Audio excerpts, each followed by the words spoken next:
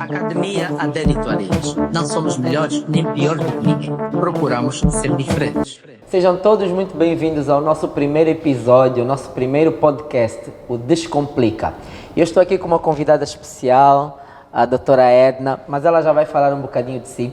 É importante percebermos que esse podcast é patrocinado pela Academia Adérito Areias. E a doutora Edna, ela é uma especialista em gestão de recursos humanos, iniciou a sua carreira em 2001, como assistente comercial numa gráfica, depois promoção em 2002 na área de responsável comercial. Mas eu vou deixar para que ela mesma apresente-se. Boa noite, Edna. Olá, tudo bem? Está tudo bem. Então, por Benguela. Por Benguela. Muito bem. Essa província que eu já assumi como minha. Isso é bom. Pronto, Edna. Olha, eu gostaria de saber... Gostaria primeiro que fizesse uma pequena apresentação sobre si, para o pessoal que está a assistir conhecê-la. Ok, eu sou Edna Beatriz Lopes Antônio e as pessoas estão sempre a perguntar Edna Lopes, Edna Antônio, porque quando eu vejo mudo, mas pronto, agora estou-me a afirmar com Edna Lopes RH, sou mãe de uma menina que felizmente ontem completou 13 anos de idade. Nascida em Angola, eu considero-me uma nacionalista apaixonada pelo nosso país, apesar das dificuldades que nós temos. Pronto, sou uma profissional no mercado de trabalho desde 2001, como já disseste. Antes de abraçar a carreira de recursos humanos, fui assistente de contabilidade, fui assistente comercial, fui professora. Aliás, a minha área de formação é mesmo a docência. E em 2007 comecei então a minha carreira dentro da área de recursos humanos, na altura na Zona Angola, onde fiquei por 9 anos e alguns meses. Foi lá onde comecei a minha carreira também de gestão, dentro da área de recursos humanos, e apaixonar-me cada vez mais por aquilo que é a gestão de pessoas. Pronto, em 2016 deixo a Zona Angola, queria conhecer o mercado, e vou para o setor privado. De lá até aqui tenho andado por várias empresas, vários setores, e em 2021 decidi então começar a partilhar conhecimento. Eu digo que está muito associado à mudança que eu fiz. Eu sou uma pessoa de mudanças, sem receio. Isso é bom. Gosto de desafios. E em 2021 eu digo que quando abracei o maior desafio da minha carreira profissional, decidi então associar aqui a possibilidade de começar a partilhar conhecimento e comecei a partilhar conhecimento. É isso que faço. Neste momento sou diretora de desenvolvimento humano de uma das maiores empresas do país. Sou especialista de RH, cultura organizacional e liderança, porque gosto dessas matérias e acredito que são pilares para aquilo que é o desenvolvimento das empresas. E sou também mentora do movimento RH Sem Rodeios. Eu defendo que se nós quisermos evoluir, devemos de facto falar sem flores e não nos atermos simplesmente àquilo que está registrado nos livros. Interessante, eu já ia fazer essa questão. Como surgiu esse movimento RH Sem Rodeios? Primeiro gostaria de saber o porquê RH Sem Rodeios e como surgiu essa marca, porque hoje é uma marca, não é verdade? Marca, certo. Como é que surgiu? Olha, em 2021, quando decidi começar a partilhar conhecimento, criei uma empresa de consultoria, que é a AgroConsulting, e na altura começamos a pensar no nosso primeiro workshop. E eu não gostaria que fosse mais, quer dizer, gostaria de sair da mesmice. E começamos a pensar nos nomes. O que é que vamos falar, o que é que vamos falar? E eu sabia bem aquilo que eu gostaria de defender. Aliás, o que eu defendia desde sempre, que era uma abordagem muito direta, que às vezes nós acabamos por pecar ou falhar enquanto profissionais, porque colocamos aí muitas flores à volta, trazemos muita teoria, e a experiência que eu já tinha permitia-me dizer que nem tudo era aplicável à realidade angolana. Daí então, nesta coisa da busca pelo nome, do primeiro workshop que nós realizamos, que nós vamos fazer agora a nossa terceira edição, vamos agora partir para uma conferência, veio então o nome RH Sem Rodeios. Porque primeiro era, ok, RH direto ao ponto e tudo, mas RH Sem Rodeios nos caracterizou e foi um projeto que foi evoluindo. Começamos com os workshops, as formações, vamos agora para a nossa conferência. Decidimos que dar formações simplesmente não conseguia agregar tudo aquilo que nós tínhamos previsto, pelo menos aquilo que eu tinha sonhado. Perfeito. E decidimos então começar a fazer crescer o movimento,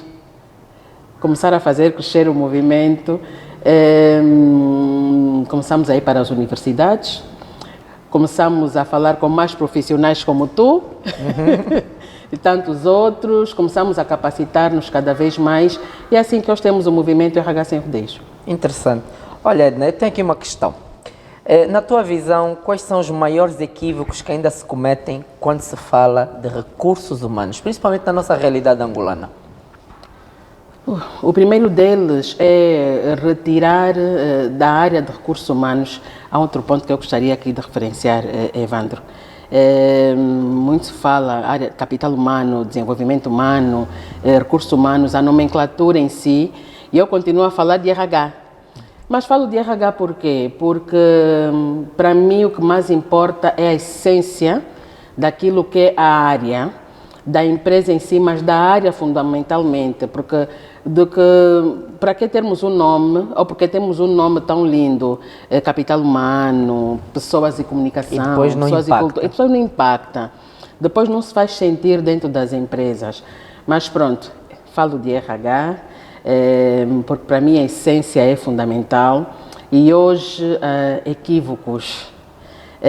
Um deles é pensar, pelo menos algumas pessoas, que o RH tudo pode dentro das empresas. Há decisões que não são tomadas pela área de recursos humanos.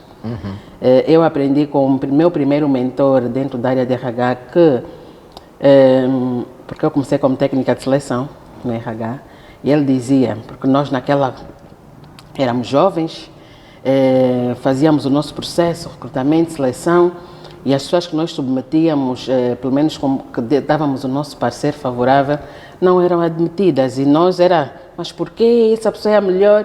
E uma das coisas que eu aprendi até agora é que, pelo menos na área de recrutamento e seleção, o RH não toma decisão. Pois. O RH ajuda a empresa a tomar a melhor decisão. Porque no fundo são clientes do RH, são clientes internos do RH. Exatamente, são clientes internos do RH. Isso não invalida a minha posição como profissional de RH. Devo continuar a fazer o meu trabalho com brio. Só devo mostrar que, se seguirmos um caminho diferente daquilo que é a nossa perspectiva enquanto profissionais ou especialistas em gestão de gente, de pessoas, muitas das vezes vamos afundar a empresa. Pronto, um dos mitos, mitos que chamaste, equívocos, né? Equívocos, é este. O outro ponto é acreditar que a área de recursos humanos existe simplesmente para pagar salários, marcar faltas. Eu já ia lhe fazer essa questão. Se o RH ainda é visto hoje como um departamento de pagamento de salários, ou se isso já mudou? Ainda é visto. Temos ainda é que ser visto, realistas, sim, ainda é visto. É com muita satisfação que mesmo aqui em Angola nós já conseguimos ter profissionais e empresas que têm uma visão diferente. Por isso é que vem o RH Sem Rodeios, falar de posicionamento, porque a forma como nós somos percebidos pelas nossas empresas tem muito a ver com aquilo que nós entregamos. Pois. Então, pagar salários, sim, há muitas empresas que o RH faz somente isso, mas depois eu questiono, por que não tratares bem? Por que não prestares atenção às pessoas que têm a responsabilidade de ajudar-te a gerir o teu maior recurso? Que são as pessoas. E depois digo, quem não entende de pessoas não percebe de negócios. É o maior diferencial competitivo que temos hoje. Exatamente. Não tem outro. Mas agora eu gostaria de saber, como é que nós conseguimos, porque assim, essas decisões que o RH ainda é visto como folha de pagamento, eu também consigo perceber a alta liderança, porque eles querem resultados. E no final das contas, no final do mês, a pedra cai sobre eles, a pressão, porque eles têm que pagar salários. E se essas pessoas não atingem os resultados, consequentemente não conseguem pagá-los, não é? Sim. Mas eu gostaria de saber, como é que nós conseguimos ajudar a ter uma gestão humanizada, mas sem perder foco nos resultados? Como é que conseguimos ter uma gestão humanizada? Pronto, e aqui acabamos por falar sobre de cultura organizacional, porque o que é gestão humanizada? A gestão humanizada, e estamos aqui a falar dos líderes, muito particularmente, gestão humanizada não quer dizer que a pessoa deva ser o bonzinho, né? Passar a mão na cabeça. Eu dou sempre o exemplo da mãe. A mãe normalmente em casa é a que mais bate os filhos, ou que maior tem essa, essa predisposição. Mas isso não quer dizer que a mãe não ama. O que é que nos falta muitas das vezes é que os líderes, e hoje há líderes que se deixam levar por aquilo que a equipa define, mas o líder deve conhecer o seu processo, em primeiro lugar, mas acima de tudo, perceber as suas pessoas. Que forte. E a gestão humanizada, o que é? Não vamos colocar de lado a necessidade das empresas atingirem os resultados, porque eu tenho dito, as nossas empresas não é a Santa Casa da Misericórdia, né? Para se manter, têm que lucrar. Exatamente. E quem traz os resultados para as empresas são as pessoas. Eu tenho que ter pessoas capacitadas, pessoas formadas, pessoas que são capazes de se comprometer com aquilo que é a natureza do nosso negócio, com aquilo que são os objetivos da empresa. Então, parte de um princípio que eu, enquanto empresa, enquanto entidade empregadora, devo garantir que os meus líderes consigam fazer uma gestão atuante das suas pessoas. E a gestão humanizada é o olhar no olho, por um lado, mas também é conseguir dizer à pessoa, tu estás a falhar aqui. Tem um posicionamento firme. Tem que ter um posicionamento firme. É conseguir dizer à pessoa, tu falhaste, tu aqui fizeste muito bem, tu estás de parabéns, preciso te segurar na mão. Gestão humanizada também é ter coragem, muitas das vezes, para despedir até. Porque às vezes queremos levar as pessoas ao colo, não pode sair, estamos a matar. Não só aquele profissional, mas os outros que estão a ver que aquele não vai para frente, não vai para trás, mas a chefia está sempre ali a levar ao colo. Então, para mim, a gestão humanizada acaba por ser isso, é nós sermos autênticos ao ponto de percebermos as nossas pessoas, o que é que elas precisam para irem para frente, percebermos-nos, porque o autoconhecimento é extremamente importante para a liderança. E a partir do momento que eu consigo olhar para os outros, conseguir direcionar, dizer quando está certo, quando está errado, com transparência, a partir do momento que as pessoas perceberem que a minha chefia, a empresa preocupa-se comigo, não, eu estou dentro de uma empresa que se preocupa comigo, eu vou trabalhar mais, eu tenho a obrigação de estar, inclusive, motivado, ou pelo menos ter disciplina para fazer o que deve ser feito. Exato. E entregar aquilo que deve ser entregue e assim seguir. E também perceber que nem todos os dias são bons e temos que ser realistas. Exatamente. A própria chefia reconhecer que é vulnerável, porque nós, enquanto líderes, muitas das vezes o que é que acontece? Queremos parecer que somos uma estrutura de ferro, que nada nos abala. Nós somos seres humanos. E as nossas equipas, quando percebem, ok, o meu chefe é capaz de falhar, o meu chefe é capaz de recuar numa decisão, o meu chefe é vulnerável, vão estar predispostos a fazer as coisas, porque às vezes as pessoas não fazem por medo. Pois. Predispostos a fazer as coisas, sabem que podem errar, mas que tem ali uma chefia que, se ele tiver errado, vai chamar a atenção, vai ajudá-lo. E não deixar, enquanto líderes, que as pessoas fiquem delargadas, né, como se fala muito, é mesmo delegar, acompanhar e tudo. E isso traz uma visão, eu tenho dito muitas vezes ao Evandro, nós falamos tanto em humanização, mas quando é que nós desumanizamos? Nem deveríamos estar a falar de humanização, mas pronto, é importante agora porque nós vamos nos tornando frios e para nós angolanos, por isso é que o RH Sem Rodeios tem uma identidade angolana muito forte. Houve agora o tema do Matilson, O Matilson Sim, que salvou. sim, que salvou pessoas.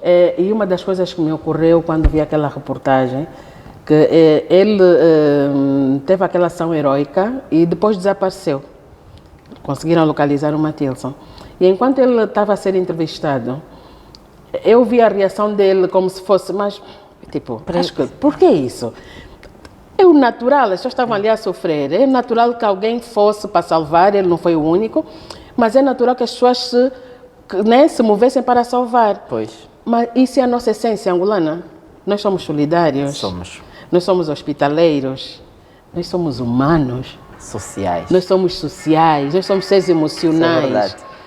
E então fomos deixando, ou temos deixado, eu acredito que agora, como estamos a falar muito de humanização, vamos conseguir despertar, porque a essência está lá. Só como temos uma corrida tão acelerada e muitas das vezes queremos esquecer do nosso contexto, olhar para aquilo que está fora, deixamos aquilo que é a nossa essência. E estamos habitados, o líder pisa no liderado, hoje também o liderado já quer afrontar o líder. Exatamente, mas para mim a gestão, a liderança humanizada acaba por preencher todos esses contextos. Muito bem. Vocês estão a tomar nota? Porque, pessoal, é muito importante isso que a Edna está a falar. Se eu fosse você, eu estaria ali a tomar nota. Por acaso, Edna, nós aqui, enquanto academia, nós aqui na Academia de Editoriais temos estado a investir forte em formações voltadas tanto à área técnica como à área comportamental. E no mercado nacional, na tua visão, na tua ótica, as empresas hoje, elas estão preocupadas em investir em formações, em formar o seu capital humano para gerarem resultados ou apenas esperam que eles por si só gerem resultados sem que haja esse investimento? Porque quando falamos de investimento, é óbvio que também esperamos um retorno e esse retorno tem de ser os resultados, não é? Na tua ótica, na tua visão, como é que tem sido a atuação das empresas perante essas formações? Têm estado a investir, não têm? Ainda existe um tabu? Olha, eu acho que hoje em dia as empresas estão mais abertas para o investimento. É só vermos as salas de formação e tudo, mas digo as empresas e as próprias pessoas, mesmo não estando empregadas ou estando empregadas por sua própria iniciativa, também estão cada vez mais voltadas para as formações, mas ainda não numa dimensão que seria ideal. E o que é que eu penso a nível das empresas? Que muitas das vezes é só para preencher calendário. Tem que ter aí as horas de formação e tudo, até porque temos que reportar ao INSS, às instituições, e muitas das vezes acaba por ser mais para preencher calendário, porque formação como tal tem que ter retorno. E quando falamos do retorno sobre investimento, quando falamos da avaliação da eficácia da formação, é um processo que vem pós-formação. Exatamente. Que nós acabamos por nos esquecer. A Edna foi fazer a formação de inglês, estávamos agora aqui a falar das formações daqui da academia. O Evandro foi fazer a formação 5P, né? A tua formação qual é? É a fórmula dos 5 P's. A fórmula dos 5 P's. Vai fazer a formação, mas depois quando volta para a empresa, e ainda que seja uma formação on job, como é que nós conseguimos absorver os resultados? Pois. Porque há um passo importante que deve ser feito após a formação. E então, se nós não fizermos esse acompanhamento, nada vale investirmos valores absurdos, estamos a investir às escuras. O nosso técnico vai aprender, com certeza. E muitas das vezes, se ele não conseguir usar aquilo que ele vai aprendendo nas formações, ele vai se capacitando. E o que é que vai acontecer? Depois de algum tempo, simplesmente vai abandonar a empresa, porque pronto, acha que tem mais valias e pode aplicar noutros sítios. Mas eu acho que hoje as empresas estão mais abertas à formação. Outra coisa que tenho visto fora das empresas, as pessoas hoje, eu vi num post de alguém, já não me lembro quem, é muito mais fácil pagar para um show de milhões do que para uma formação, infelizmente. Exatamente. Isso acontece muito. Quando olham para a formação custa X mil kwanzas, meu Deus, que caro. Mas para o show, para irem ver o artista, pagam. Para estar no bar, a conviver com os amigos, pagam e até pagam para os demais. Realmente isso é uma verdade. Olha, Edna, há uma coisa muito interessante que agora chamou-me a atenção. Os líderes geralmente, ou gestores de empresas, geralmente eles dizem assim, o fulano tem que ser um trabalhador de alta performance. Mas às vezes as pessoas confundem o que é alta performance.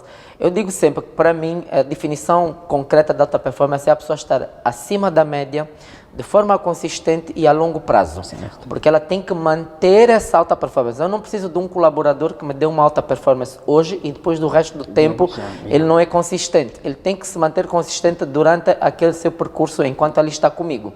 E só que há líderes, não é? Que querem que o colaborador seja um colaborador de alta performance, mas sem haver um investimento sobre ele. Tem que investir. E quando falo investir, não é só informação. Existem investimentos de outra natureza. O colaborador, intrinsecamente, ele tem de ser motivado a partir da empresa, todos os dias. Muito bem. Olha, Edna, vamos entrar agora num bloco novo. Vamos falar agora do bate-bola descomplica. Ela é mais ou menos assim. Pessoal, eu vou fazer perguntas muito rápidas para a Edna e a Edna vai responder de forma muito rápida, sem rodeios. Ok. Só vais ter uma opção. Se quiser justificar, justificas apenas com uma palavra. Ok. Tá bom? Ok, vamos. Líder ou chefe? Líder. Feedback com açúcar ou direção ao ponto? Direção ao ponto. Home office ou presença física? Os dois. Também apoio os dois. Cultura organizacional ou estratégia empresarial? Cultura organizacional. Promover por competência técnica ou por inteligência emocional? Inteligência emocional. Sair de uma empresa por valores ou por salário? Por valores. Resolver conflitos no gabinete ou no corredor? No gabinete. RH mais escutativa ou mais decisão? Os dois. Não quer justificar? Opa, porque uma palavra, Evandro, para não é justo. Não é justo. Precisamos dos dois. Dos dois, né? Recrutar jovem com garra ou sénior com experiência?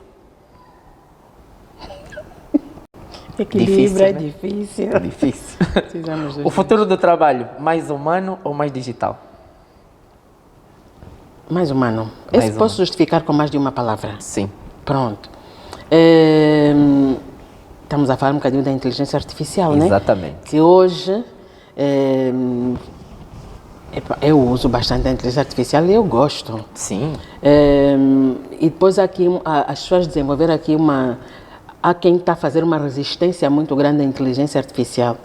Nos esquecemos quando começamos a trabalhar com o Google e tudo, foi mais ou menos assim. Mas é importante perceber que a inteligência artificial deve ser um aliado nosso. Mais humano, sim, mas não podemos deixar de lado aqui o tema da digitalização e da inteligência artificial. Olha, isso que eu gosto de dizer, eu digo sempre nas minhas abordagens, que no fundo o filme é o mesmo, só estão a mudar os atores. Porque quando surgiu os computadores, nós também, a sociedade teve muito medo dos computadores. Pensavam que os computadores fossem ocupar os cargos e tudo mais. E realmente abocanharam alguns empregos, alguns cargos, não é? Mas também nasceram outros. E o filme, no fundo, está a repetir-se. A inteligência artificial, ela está a vir e realmente vai abocanhar muitos empregos, mas também outros vão surgir. Exatamente. E é bom quando nós vemos mesmo pessoas humanizadas, digamos assim, que lidam com o capital humano e ainda assim abraçam a inteligência artificial.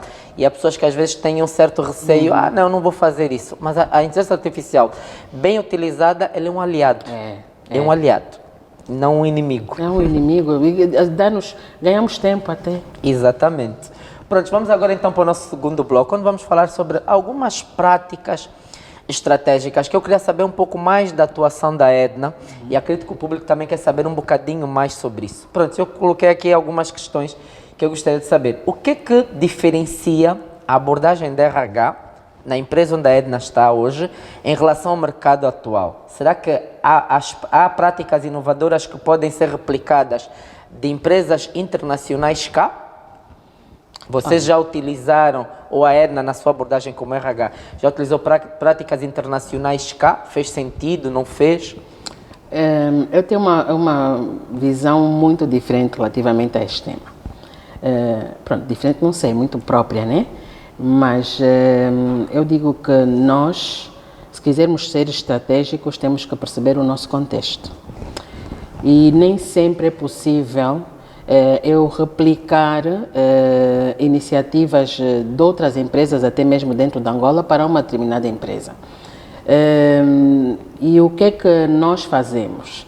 e provavelmente uma das coisas que me dá mais gozo na empresa em que eu estou é reconhecer aonde é que nós estamos e aquilo que nós precisamos na empresa, aquilo que as nossas pessoas precisam, aquilo que nós precisamos para evoluir, olhando para aquilo que é o plano estratégico da empresa. Já olhamos para práticas internacionais, temos que estar sempre atentos também. Temos que ter uma visão local, mas não podemos esquecer a nossa análise global, senão vamos ficar para trás, não tem como. Mas fora de olhar para aquilo que está a ser feito fora, é muito importante percebermos o nosso contexto. Uma das coisas também que eu defendo é que nós, RHs, e empresas de uma forma geral, se quisermos ser cada vez mais competitivos, é importante deixarmos de ser replicadores.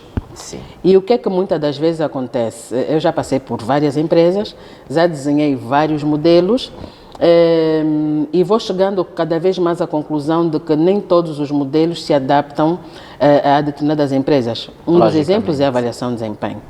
Ok, não, temos que pôr a componente objetivos, temos que pôr a componente competências, há quem utiliza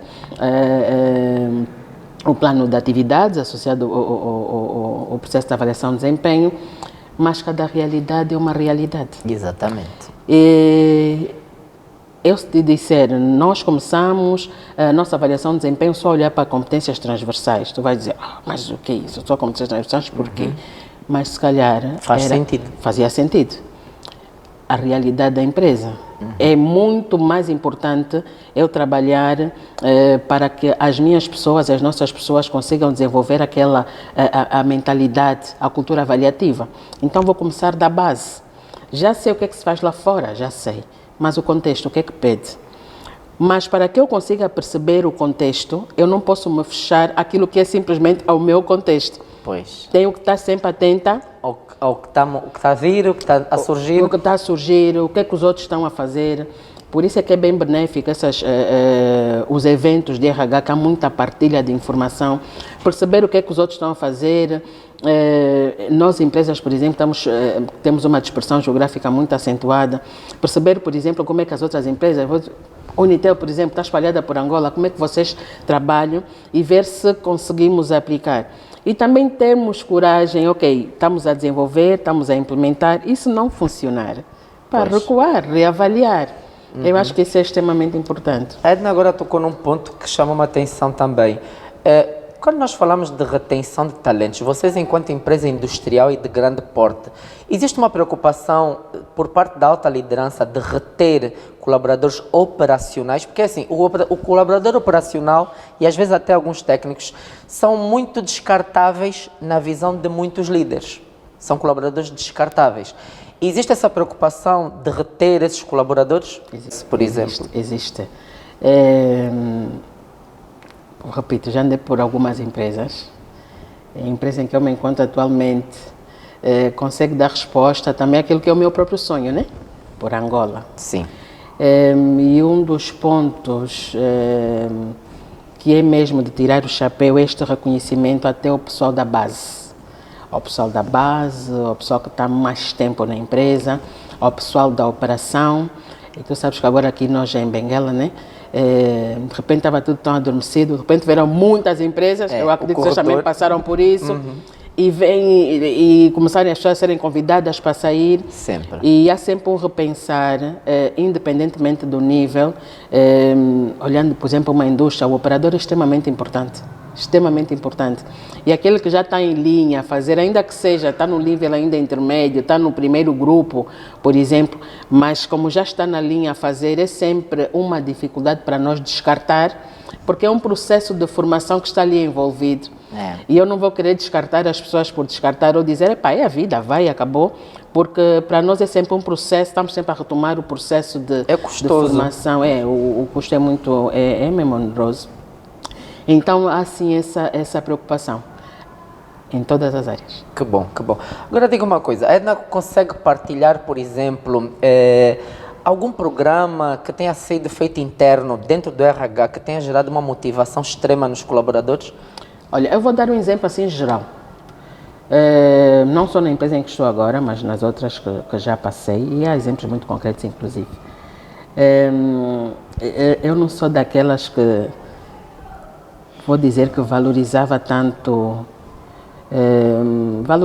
até nem o termo, mas é dizer que o RH é responsável pelas festinhas. Epá, isso tira-me do sério. O RH é responsável pelas festinhas dentro da empresa e quando se pensa em almoços, pensa-se no RH e pronto. É uma herança que é nossa, não podemos descartar de todo, mas pronto.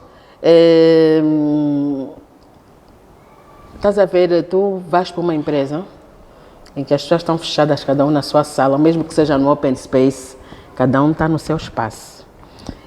E hoje, com o open space, as pessoas chegam para o trabalho com os auriculares, né? Sim. Porque não querem ser incomodados. Exatamente. Então não comunicam. Pois. A importância, por exemplo, de atividades recreativas dentro da empresa. Eu disse, pronto, não queria entrar muito aí para o tema específico da empresa em que eu estou atualmente. Mas o que é que nós conseguimos perceber? Atividades de team building, atividades simples, de dinamização cultural, em que tu pões as pessoas juntas, vais fazer uma caminhada, as pessoas não têm noção do impacto. Não têm noção do impacto por quê? Porque muitas das vezes quando estamos a desenhar essas iniciativas, não pensamos no objetivo. Tudo tem que ter um objetivo. Não podemos fazer por fazer. Estou aqui no grupo Adérito Areias, ok, vamos todos para a praia, vamos todos caminhar.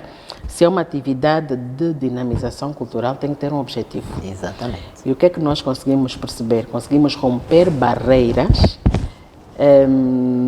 aquelas pessoas que estavam simplesmente no seu espaço, começarem a ser capazes de dizer que já tenho amigos dentro da empresa. Por causa das atividades, tu estás sem o fato, tu estás sem o computador, tu estás a pisar na areia, tu estás a caminhar, tu estás a correr. Isso destrói barreiras, aproxima as pessoas.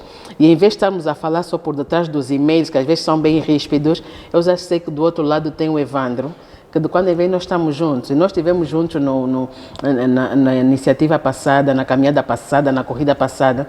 Epá, e afinal ele é fixe, epá, ele conversa bem. Então, as barreiras, vamos começar a reduzir aqui as barreiras, clarificar inclusive as zonas cinzentas, e são iniciativas que eu própria não gostava muito de organizar, tenho que ser honesta, mas que fazem todo o sentido.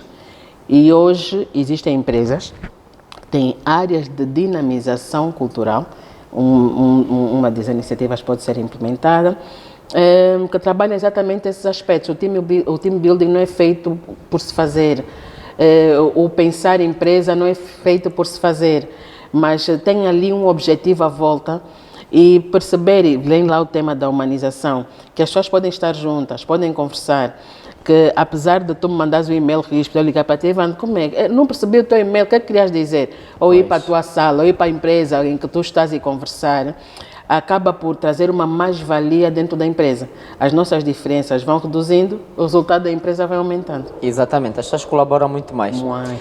Parênteses antes da gente continuar, se você estiver a assistir esse episódio, não se esqueça que aqui na Academia Adérito Areias nós temos formações, temos inscrições abertas, temos formações para diversas áreas. Temos para a área de salicultura, temos para a área de gestão, temos para a área de recursos humanos, temos para a área de formação de formadores. Então siga as nossas páginas nas redes sociais que vai estar a passar aqui no card em baixo e não se esqueça de inscrever. Agora sim, Eda, vamos voltar novamente à nossa conversa e eu trouxe aqui agora um outro quadro, que é o Descomplica ou Complica. Qual é a ideia, Edna? Eu vou lançar algumas frases que se ouve muito por aí. Frases corriqueiras, não é? E a ideia é tu dizeres se descomplica, no caso, é verdade, ou complica, é mito. Ok? Mas tente, e se tiveres de justificar, tem que justificar rápido, tá bom? A primeira frase é: RH é quem organiza os comes e bebes da empresa. Descomplica ou complica? Falou disso agora. Complica. Complica. E descomplica. Complica ou descomplica? Os dois, né? Organiza, mas não deveria ser só. Não deveria. Visto só dessa forma, né? Só trabalha só trabalha bem quem é vigiado. O descomplica é o quê? Descomplica é porque é verdade. O complica é mito. Complica. Complica. A nova geração não tem paciência para hierarquias. Descomplica. Dar formação é gastar dinheiro com quem vai sair da empresa amanhã. Complica. É mito. Ser líder é mais sobre comando do que sobre escutativa. Complica. Pois. As empresas em Angola ainda não valorizam verdadeiramente o capital humano. Descomplica. Gostarias de justificar essa? Gostaria. Eu dei conta. Pela tua afirmação, eu dei logo conta. Pronto. Quando nós percebermos que o caminho para o desenvolvimento do nosso país está nas pessoas, vamos começar a prestar mais atenção. Hoje ainda não se faz, daí que vem o RH sem rodeios, porque queremos preencher lacunas dentro das empresas e deixar as pessoas de lado. Nós temos que colocar as pessoas no centro. As pessoas é que trazem o dinheiro para as empresas. Por muito que nós tenhamos uma inteligência artificial avançada, máquinas a operar, vocês também têm aqui as tecnologias, a parte industrial, precisamos de ter lá pessoas que pensem e que tragam resultados para as empresas. Afinal, somos todas pessoas. É verdade, é verdade. Olha, Edna, já estamos bem no final do nosso podcast. E aqui no Descomplica, nós gostaríamos de terminar com simplicidade, mas com impacto. Okay. Então, por isso, Edna, eu gostaria de deixar um desafio final. Se tivesses de resumir tudo o que acreditas sobre RH e o futuro da Angola em uma só frase, qual seria?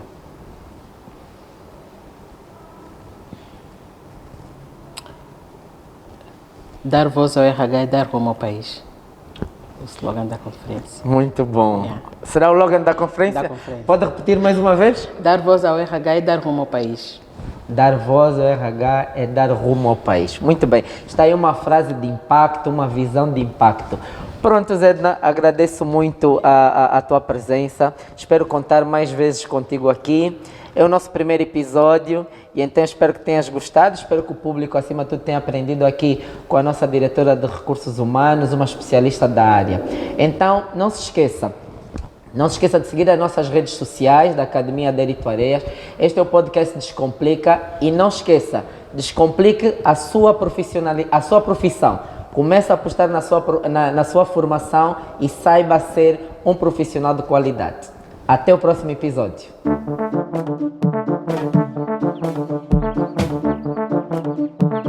Academia Adérito Areias. Não somos melhores nem piores do que ninguém. Procuramos ser diferentes.